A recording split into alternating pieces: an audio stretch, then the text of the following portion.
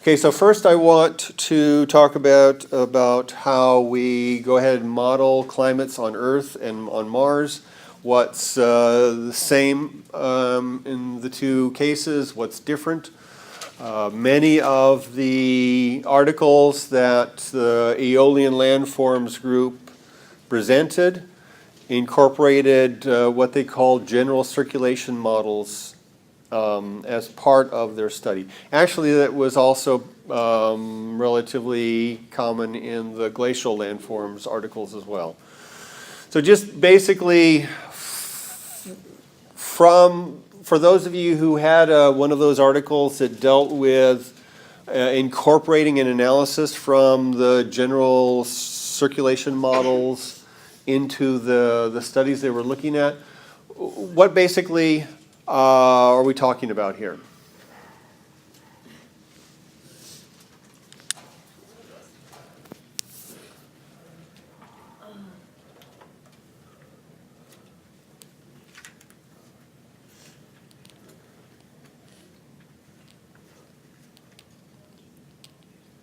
Can I repeat the question? Yes. Okay. Many of your articles involved output from these general circulation models as a tool for either looking at why we were seeing sand dunes oriented in a particular direction, or why we would have expected glaciers to accumulate on the sides of these mountains in the past.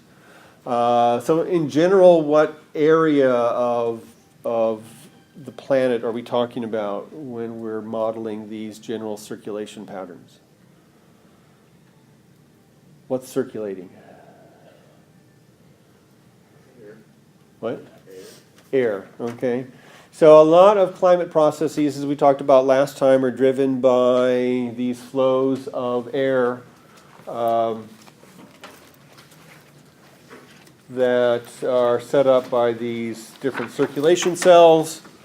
On the Earth, we've got these Hadley circulation cells that are driven by the differential heating at the equator that we talked about, driving the flow of wind and moisture in the Earth's climate. So these general circulation models are a basis for trying to understand the climates that we see in the different areas. And in the case of Mars, we're trying to apply what we have learned about how the Earth's atmosphere and other aspects of the Earth generate the patterns of climate we see on the Earth and apply those to Mars. So these are just basically big computer models. If you're trying to understand what is driving things in the atmosphere, this is essentially a very brute force approach to do this. It's essentially a computer model of the atmosphere.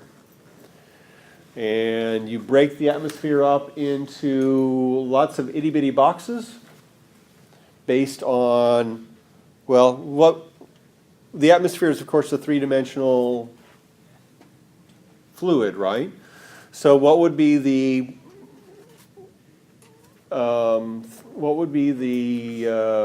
parameters that you would use to break that up into these boxes? Latitude, longitude, and height.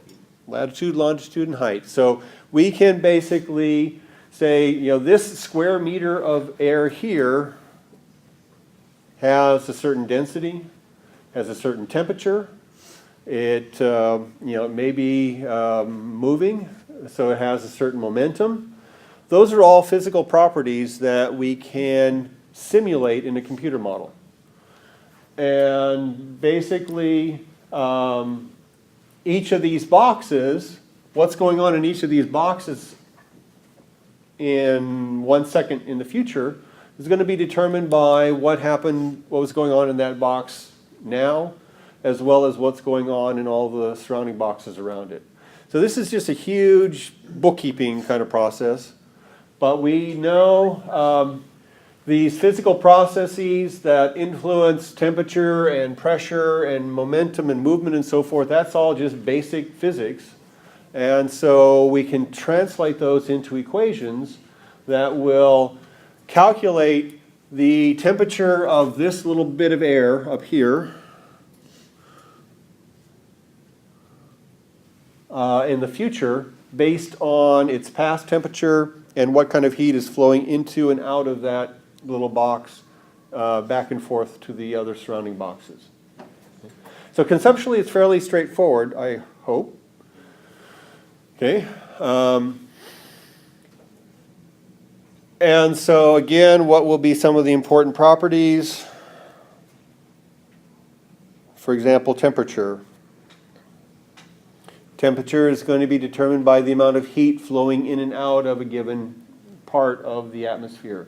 What are the processes that are going to be responsible for that flow of heat? Wind speed.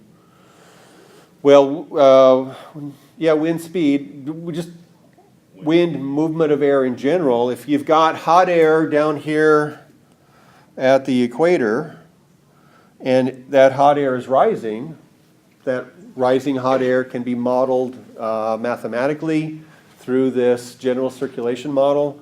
And that rising hot air is going to transfer heat from lower in the atmosphere to higher in the atmosphere. That change in temperature in turn is going to influence the ability of the atmosphere to hold water, how much moisture content will be there, whether there's precipitation going on. So, I mean, basically all of it. You basically, as you can see here, turn the world into this, three-dimensional skin that is, turn the atmosphere into this three-dimensional skin and just model how things change over time. Now, on the Earth, we would use these for predicting the weather. Okay. So, tracking cyclones and hurricanes and, making predictions about cold fronts moving through, things like that. All that's going to be tracked by these kinds of just blunt force computing models. And the quality of the model is basically limited by how small you can make those boxes. You can imagine if each of these boxes currently is like 10 kilometers on a side, that's a pretty low resolution view of the atmosphere. It's not going to capture, it's going to miss a lot of the processes that are important in controlling transfer of heat and moisture and so forth. So in general, the smaller those boxes can be, the more accurate your model can be. What is the limitation? Why don't we all just do these models with very tiny boxes? Okay. Because that's extremely difficult, if not impossible, in some areas. Like very What makes it impossible? our ability to put scientific instruments in those areas. Well, that's part of it. To some extent, the data is only, the model's only good as the data we can feed in. But there's a more fundamental limitation. I mean, if you make the boxes, if instead of 1 kilometer on a side, you make these boxes 1 meter on a side, how many little boxes do you have now in each of the big boxes in the future you had in the past? So 1 kilometer squared is 1,000 meters by 1,000 meters by 1,000 meters, so that's 1 billion little boxes you have to keep track of radiation, radiant heat transfer, convection, conduction, and so forth. So we're really limited by the capability of our computers, and as our computers get faster and faster and faster, it's more reasonable to create models that have finer and finer resolution. And that's why, in general, our predictions of things like the weather and so forth can improve over time as we are able to make these models more refined.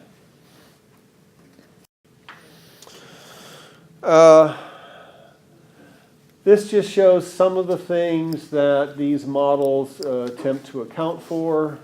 And I won't spend a lot of time going through all of this in detail, but we have a complication on the Earth in that we actually have 2 major bodies of fluids we have to deal with when we're talking about trying to model the climate. I've already talked about the atmosphere, but what's the other big body of fluids that we have on the Earth?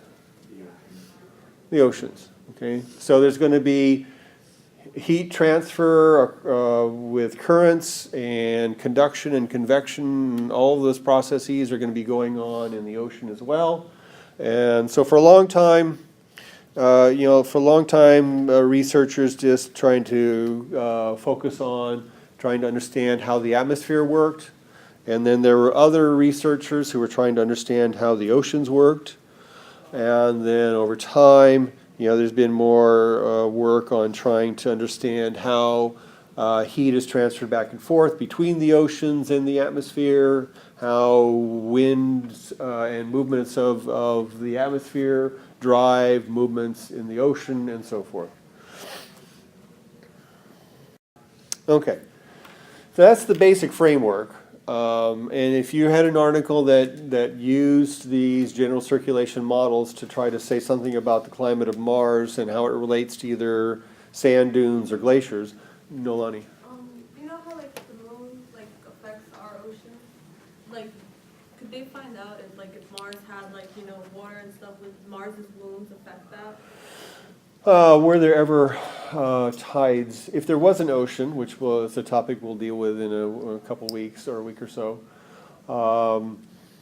would there have been tides like on the Earth? Does Mars's moons affect that? Or? Mars's moons are so tiny that their gravitational impact on the ocean and on Mars would not raise the same kind of tides that we see here on the Earth.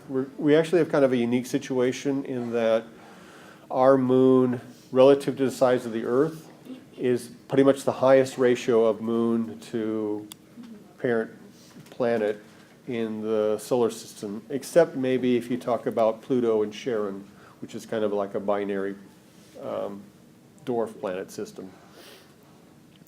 Okay, so if we wanted to take what we know about understanding the climate on Earth and apply it to Mars, obviously the model is going to have to be adjusted for what is different on Mars. So what is different on Mars? The size of the planet.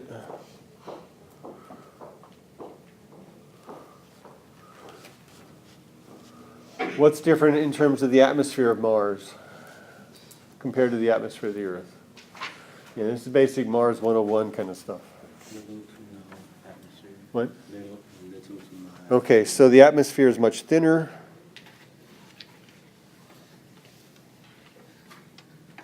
What else? Oh. The eccentricity around the orbit. Okay, so Mars's orbit is more eccentric. And that's clearly going to influence how the overall climate works. Also the rotation. Rotation of... the planet, how fast. Yeah, actually the rotation of Mars is not that different than the rotation of the Earth. So how long is the day on Mars? 25 hours. Yeah, a little actually under 25 hours. So day length, rotation speed is pretty similar on the Earth and Mars. But clearly we want to take that into account because we know the rotation on the Earth breaks those atmospheric circulation cells into the multiple cells in each hemisphere. Other basic differences,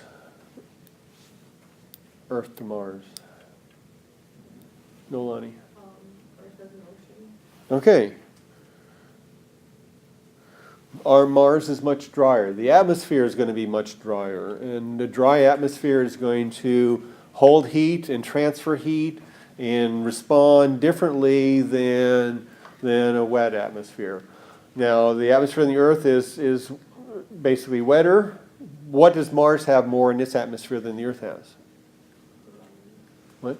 Land. Okay, it's a lot of land, but in terms of what's in the atmosphere,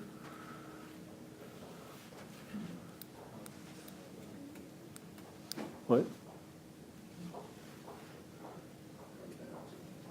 Dust, right? Okay.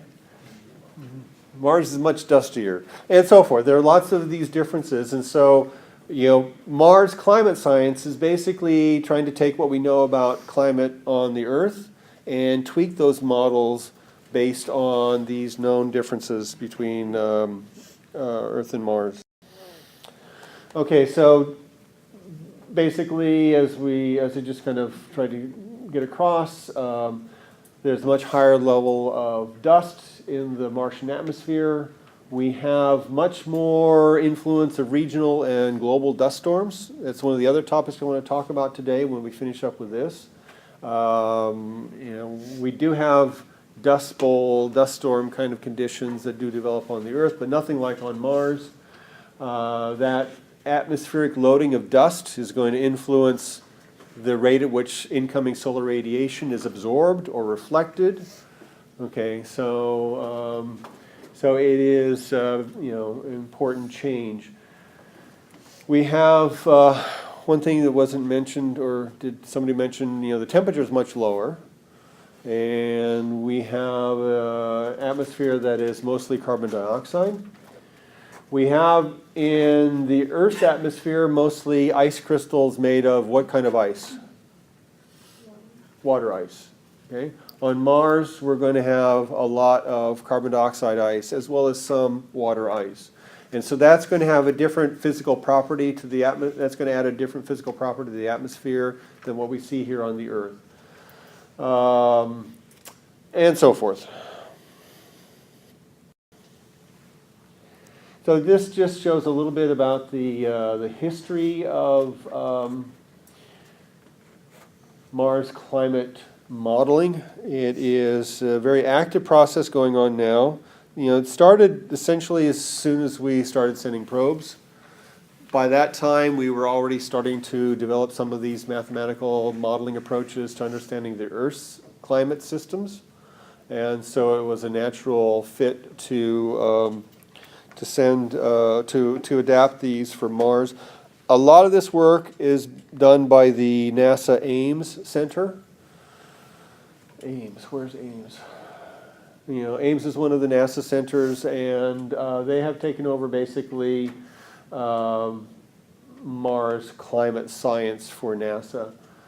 More recently, there are a number of other research groups around the world that are applying what we're finding with the increasing number of missions we're sending to Mars. The more missions we send to Mars, the more data we have. The more data we have, the better we can develop models to both incorporate that data and use that data to test different models and throw out ones that don't work and continue on with ones that do. Just a few of the things that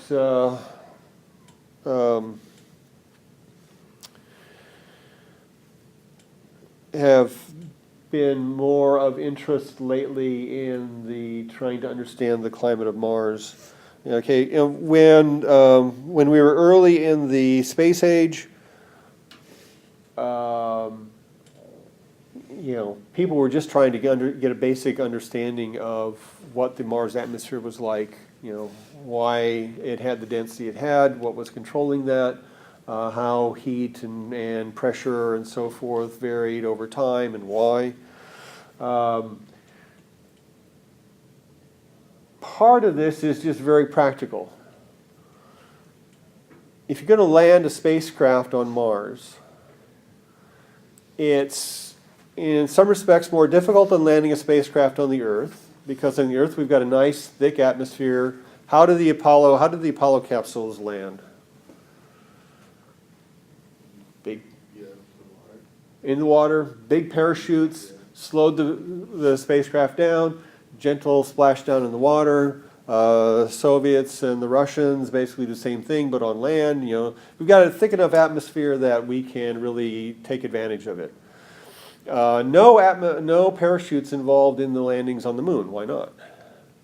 No atmosphere. No atmosphere. Okay. No atmosphere is. You don't have any atmosphere to help you, but it's nice and easy to understand. It's just basic momentum.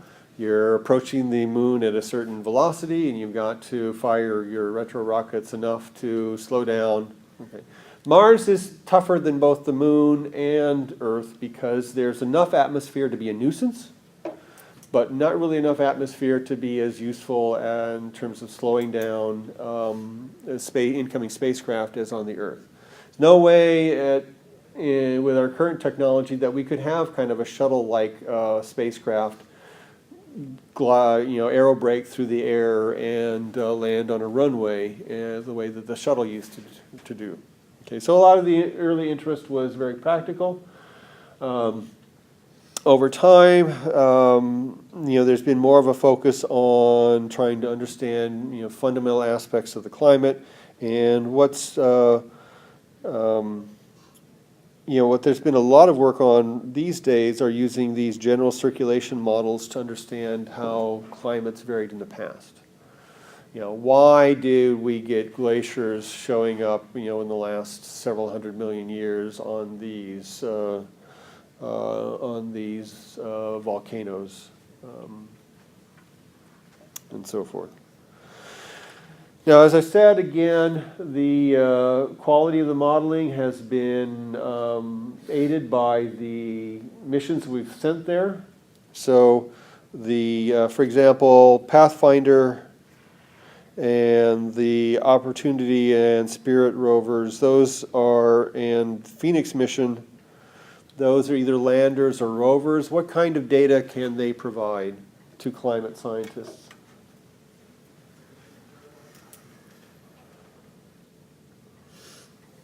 Somebody in the back.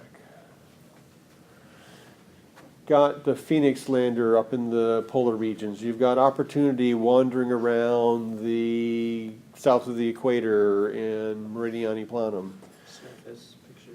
Surface pictures, but pictures may be pretty, but they're not so useful for climate scientists. Climate scientists probably don't want to spend much time looking at the pictures. They could provide temperature readings. Okay, temperature reading. So we don't have a network of weather stations on Mars like we do on the Earth. So temperature. Can't looking at the geography tell you about weathering conditions because certain rocks are affected by weather in different ways or changed by that.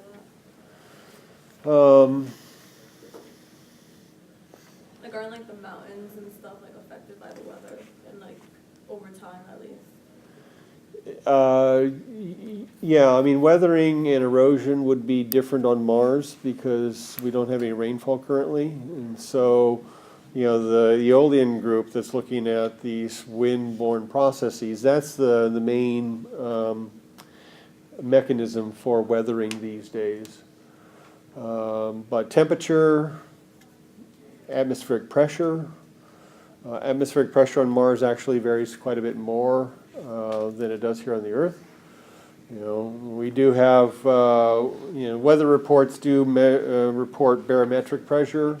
We do have some changes in atmospheric pressure with high pressure systems and low pressure systems coming through, but nothing like what's on Mars. So these rovers and landers provide what limited weather station information that we have. The Viking landers sent several years back weather measurements long after they were finished looking for biology and other aspects of their mission. The orbiters like Odyssey and Mars Reconnaissance Orbiter and Mars Express, Mars Global Surveyor, which isn't with us anymore. They're not in the atmosphere. They're not acting as a local weather station. What kind of data can they provide?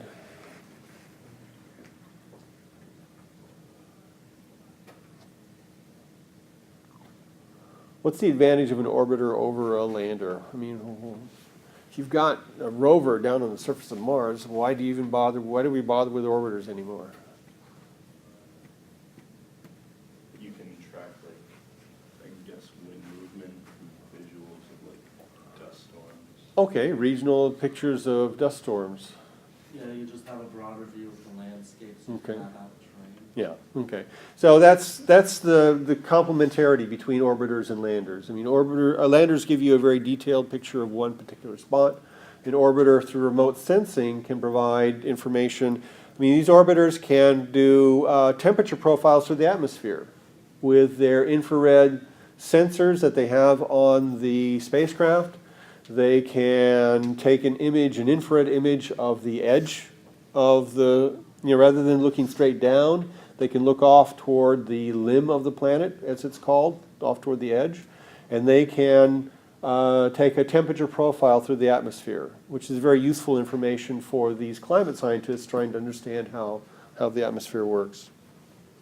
So as long as we continue to maintain our Mars program, our understanding of the weather is going to be just better and better. I think we'll gloss over this stuff. Any objections? Okay, no one's objecting. This cartoon image is maybe a little bit easier to deal with. And this kind of popular summary is a few years old now. So, our understanding of the atmosphere on Mars is, much better than it was even like 5-10 years ago. There are some big differences in Mars I just want to highlight. Sometimes the atmosphere of Mars works very much like the atmosphere on the Earth. So that's what's going on here with this image of what's going on at the spring equinox or the fall equinox. As you recall, when we talked about understanding climate on the Earth, we talked about how in general there was this heating at the equator in the tropics on the Earth that led to these rising air masses at the equator that kind of drove the rest of the cycling of the atmosphere. At some times in the annual cycle on Mars, Mars works very much like what's going on the Earth. But at other times it's quite different. So for example, when it is summer in the southern hemisphere and winter in the northern hemisphere, what we tend to see is the polar caps, which normally during the winter in the southern polar region, that polar ice cap would have water ice and carbon dioxide ice. That the carbon dioxide ice would have basically collapsed or solidified out of the atmosphere. It's so cold at the south pole of Mars during the winter that the air actually freezes and you get carbon dioxide coming out of the atmosphere. Well, what's going to happen when spring comes in summer to the southern hemisphere? What's going to happen to all that carbon dioxide, frozen carbon dioxide? It's going to melt. In fact, it doesn't actually melt. Carbon dioxide goes straight from a solid to a gas. It sublimates. And so as the South Pole heats up, you get all of this carbon dioxide being added to the atmosphere, pumping up the local pressure, generating a very high pressure system in the South Pole. At the same time, at the North Pole, you're going to have carbon dioxide freezing out of the atmosphere, leading to lower pressure. And so you're going to get basically large movements of air masses kind of sloshing back and forth across the planet in ways that we never see here on the Earth, because we don't see these extreme variations in atmospheric pressure due to carbon dioxide freezing out and sublimating into the atmosphere the way we do on Mars. I won't go into the details, but we also have a big difference between the northern and the southern hemisphere. Northern hemisphere is how many kilometers higher than the southern hemisphere? Than the northern? Southern is higher by how many kilometers than the northern hemisphere? 3, 4, 5 kilometers higher. And so that difference in topography also has a big influence on how the atmosphere works on Mars. Because the air is going to be much denser at the lower elevations in the northern hemisphere. It's going to be thinner atmosphere in the higher elevations in the southern hemisphere. Colin? in the United States, when, like, in California, weather systems will get, like, stuck coming off of the Pacific Ocean on a mountain range, and there will be a desert on the other side. Right. Does that same effect happen on Mars, maybe with dust storms? Well, that's called a rain shadow effect. And so if you think of the Cascade Mountain Range in Washington, for example, you've got westerly winds coming in off the Pacific Ocean. They're warm and moist, full of moisture that the air has picked up over the ocean. And as those westerly winds head across Washington State and hit the Cascades, they're going to have to go up and over the Cascades, right? And what's going to happen to that air mass as it rises? It's gonna get thinner, or it's gonna decrease What's going to decrease? the mass of the air. Not so much the mass. What's going to happen more quickly? Warm air rises, and then what happens to the temperature? Oh, it drops. Temperature cools off. So on the windward side of the mountain, you've got this air cooling off, precipitates like crazy on the west side of the Cascades. That's why you've got, temperate rainforest there. Now you've got this dry air, cold dry air. It's coming down on the eastern side, heading toward Idaho and Montana. That air is going to warm up. It's dry to begin with, and as it warms up, it can hold more and more moisture, and so it just basically sucks all the moisture out. And that's called the rain shadow effect. Now, we don't see that on Mars now because there's no water. Okay, but in the past, it might have been a part of the issue, condition. Okay, this last one is just kind of for fun, and we won't talk about this in detail, but there is a site you can go to called Mars Today, which basically runs one of these general circulation models and will make predictions about what directions the wind should be blowing on different parts of Mars, different latitudes, different hemispheres, and so forth. And this is from today. This is April 6th, 2015. It also shows you the relative position of Earth and Mars in their orbits. And Mars is currently at L sub s equals 321 degrees. So it is northern winter right now, coming into northern spring in a month or so. Okay. So, it's kind of I'm geeky enough to think it's kind of interesting that, we can be thinking, currently we're in northern winter coming into northern spring, right? It happens that Mars is pretty much the same place in its climate cycle right now, but that is oftentimes not the case. So we could be going into summer in the northern hemisphere here, and Mars can be going into winter. Since Mars takes longer to go around in its orbit, it's not going to be hitting the same part of the season at the same time, year after year after year. Okay, any questions about these general circulation models?